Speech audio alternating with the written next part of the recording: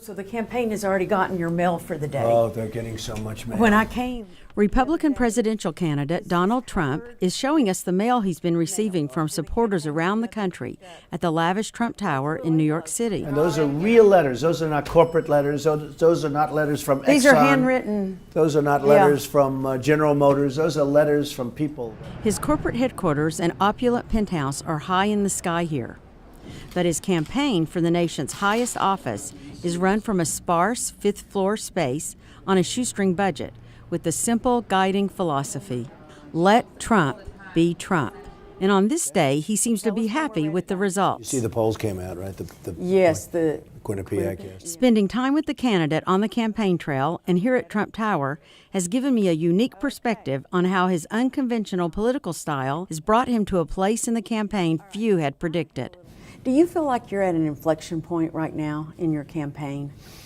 Well, we're getting such good polls, and they call it the summer of Trump. That's not me, that's everybody saying it. And it's been an amazing period of time for me and for politics and for what's going on. And I don't even know if it's me necessarily. It's a movement. People are tired of incompetence. They're tired of these incompetent politicians. And there's just been a tremendous surge, and they call it a surge. And if you look at the different polls, it came out 29%, 28%, 40%. The Gravis poll has 40% for Trump.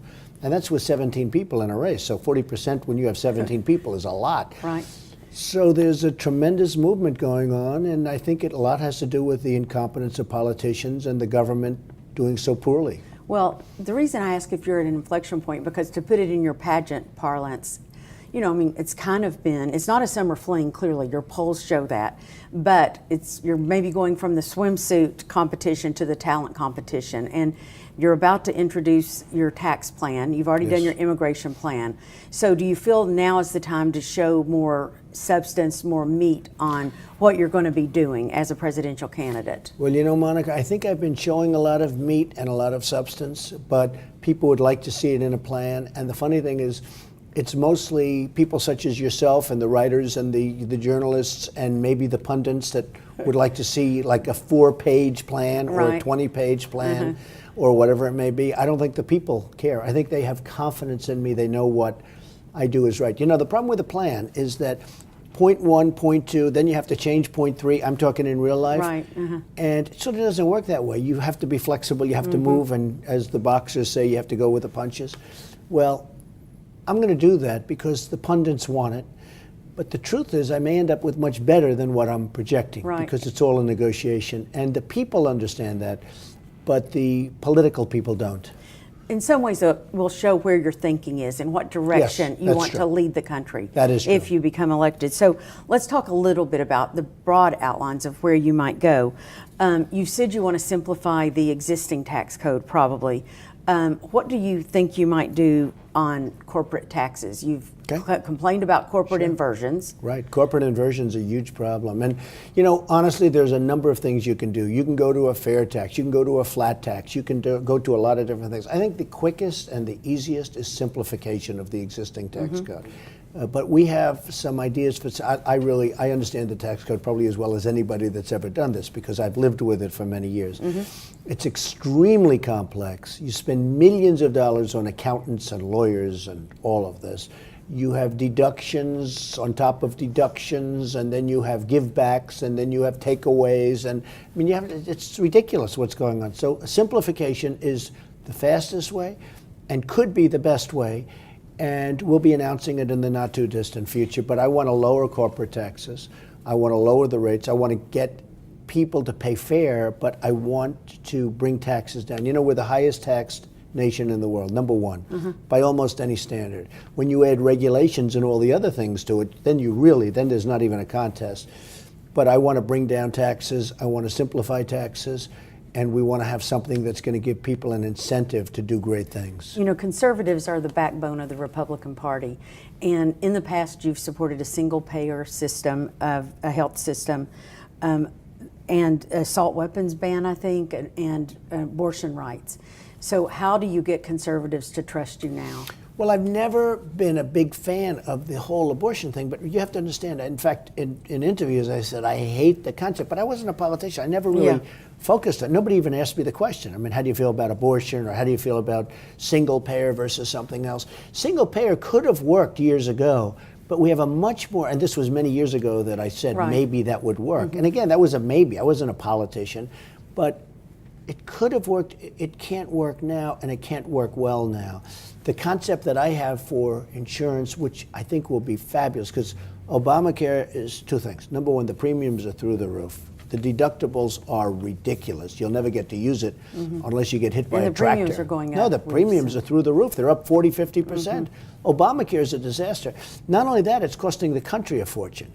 If we could allow the private sector to bid on insurance, when I bid, I have a very big company. When I have people in New York, I just go to New York. They have artificial lines around the state of New York.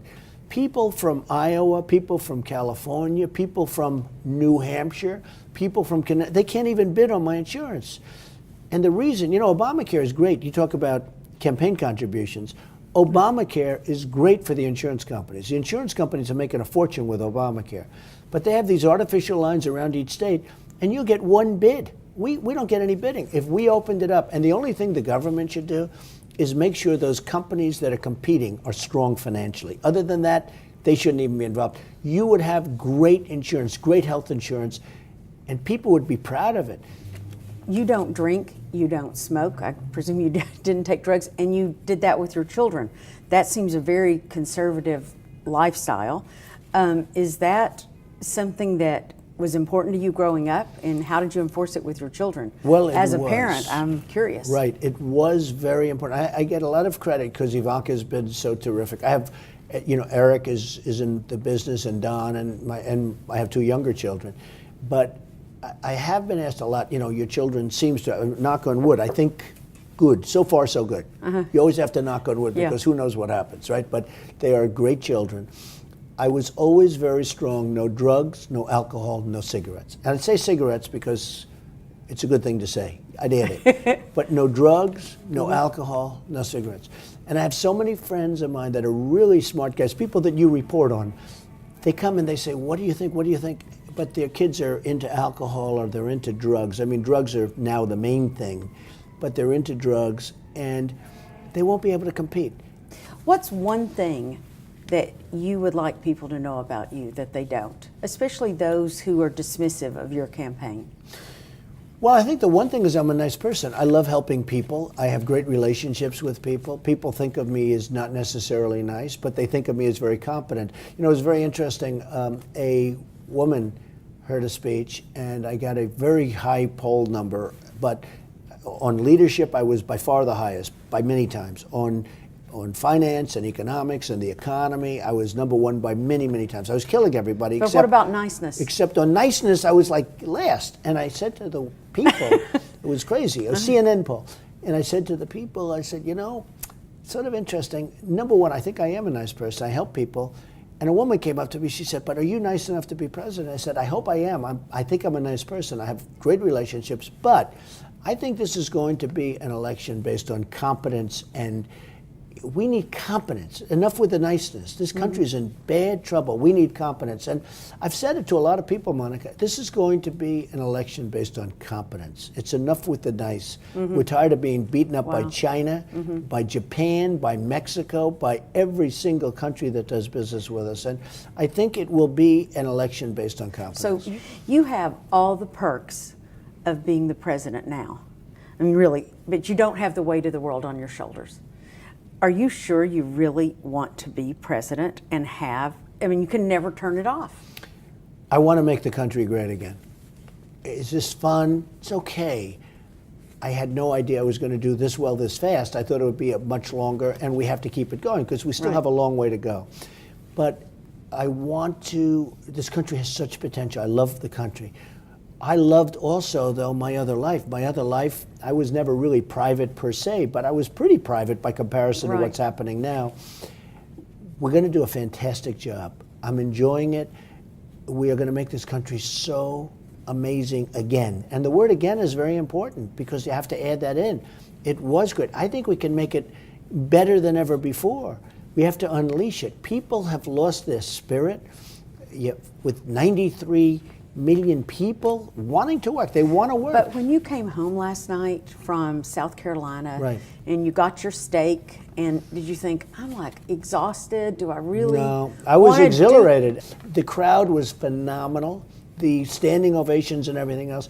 I mean, I actually enjoy that. But is there something at night when you go to bed that's keeping you awake about the prospect of possibly becoming president? Well, it's the excitement not of becoming president, of taking something that's really broken. Our country's broken and fixing it.